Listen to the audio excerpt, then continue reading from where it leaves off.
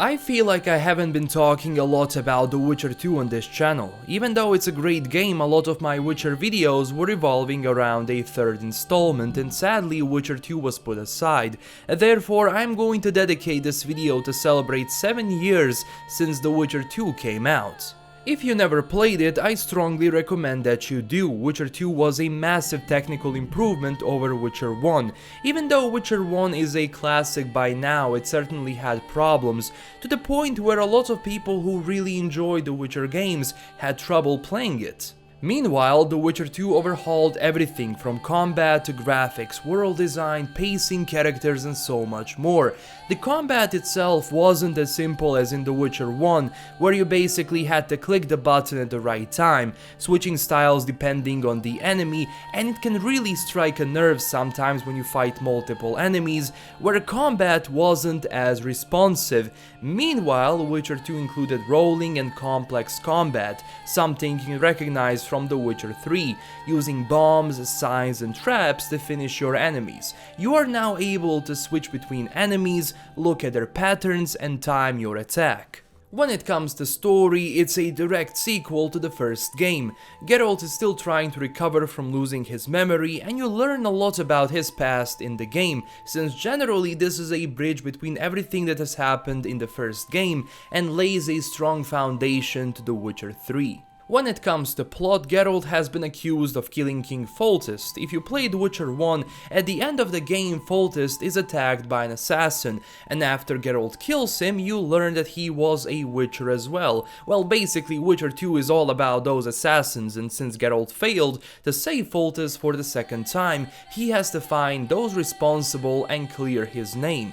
The second part starts with a bang, where you're attacking a castle with King Foltest. I remember the first time when I saw the game. Graphically, for the time it looked phenomenal, and even to this day my PC is struggling to maintain 60 FPS when you have Uber sampling on, which makes the game beautiful, but it's really hardware intensive. Also, the combat was, at least for me, a lot more difficult than in The Witcher 3, since they added the ability for you to roll. In my opinion, the fluidity of the Witcher style really shined in the third game, since you can also dodge by doing sidestep. Meanwhile, in the second game, that was unavailable. It does have problems sometimes. I mean, the combat can be unresponsive, even sometimes to the point where you die, but I actually got used to it after a while.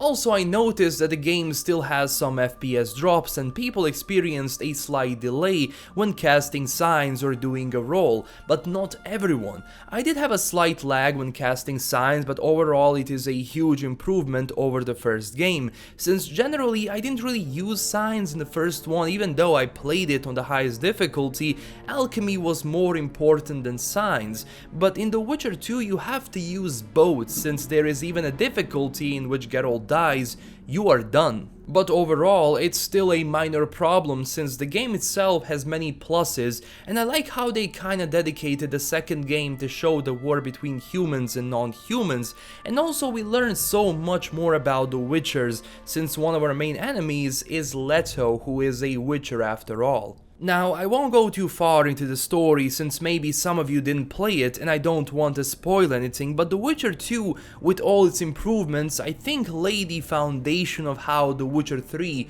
would look like when it came out. When it comes to the world itself, it's not open world like in The Witcher 3, it is divided into regions, but those regions offer a huge amount of side missions, exploration and so on, so it's not a bad thing. It just won't feel as open as The Witcher 3 world does, but generally you have to understand that at that time CDPR was still developing and rising company. They didn't have the manpower they have today, but they still created something amazing.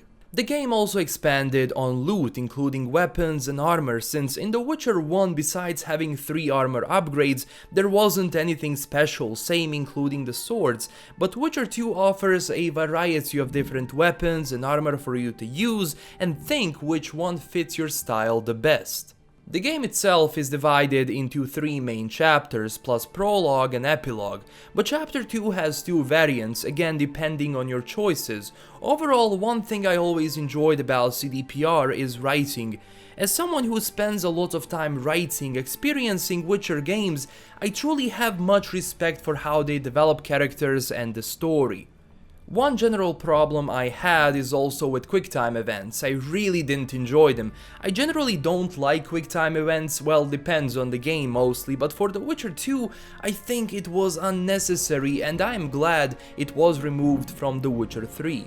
There is also this dose of linearity in the game. It's not bad, you don't feel it that much. You don't have Roach after all, but the game keeps up very well with pacing and the story. It's actually shorter than Witcher 1 and 3, it takes about 25 to 30 hours to finish it, a bit more if you want to explore every single bit of the game, but generally this serves as a really nice connection to hold this trilogy as one of the best in the video game industry. I enjoyed characters like Roche and Jorvit. They really embody the sides that they represent, and in some moments during the game, it really shines.